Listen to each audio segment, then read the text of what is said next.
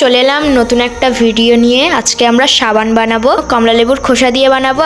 আপনারা চাইলে নিম পাতাও ইউজ করতে পারেন। চলুন এই কমলা লেবুর খোসার যে সাদা অংশগুলো সেটা আমরা ছাড়িয়ে নেব। যে সাদা অংশগুলোকে এইভাবে ছাড়িয়ে নেব। পুরা ঠিক এভাবে ঘষে ঘষে আমরা কিন্তু সব করে নেব।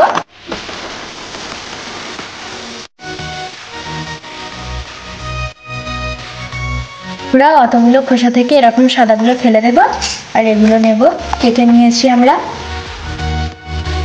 বন্ধুরা, আমরা সাবান বানানোর জন্য সোপ বার নিয়েছি।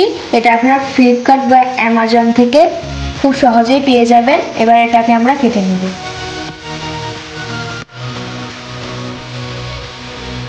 বন্ধুরা, ঠিক এভাবে কেটে নিচ্ছি।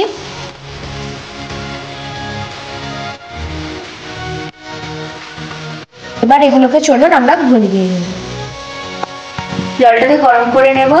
বন্ধুরা, আমাদের লেবুর খোসাটাকে কিন্তু একটা ব্লেন্ডার জারে ব্লেন্ড করতে হবে, তাই লেবুর খোসাগুলোকে আমরা ব্লেন্ড করে নেব। বন্ধুরা, আমরা লেবুর খোসাটাকে ব্লেন্ড করে নেব। বন্ধুরা, লেবুর খোসাটা ব্লেন্ড করা হয়ে গেছে। বন্ধুরা দেখুন, একটা কমলা কি সুন্দর কালার এসছে, খুব সুন্দর কালার, আর স্মেলটা দারুণ বেরোচ্ছে। বন্ধুরা, একটা পাত্র বসিয়ে দিয়েছি, জলটা গরম হয়ে গেছে।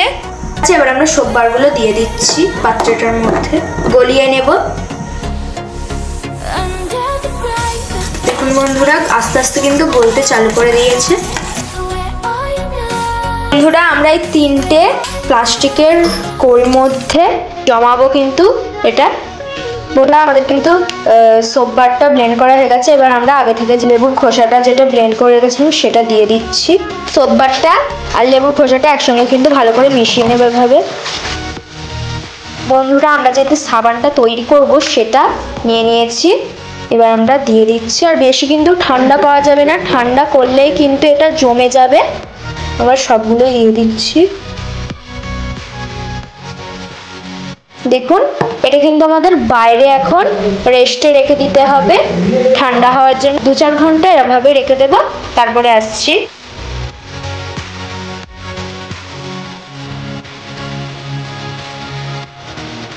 বন্ধুরা, আমাদের কিন্তু সাবান কমপ্লিট হয়ে গেছে, দেখতেই পাচ্ছেন। আর কতটা সুন্দর হয়েছে দেখবেন। আপনারা একবার এভাবে বানিয়ে দেখবেন, কম খরচে বাড়িতেই বানিয়ে ফেলবেন দোকানের মতো সাবান।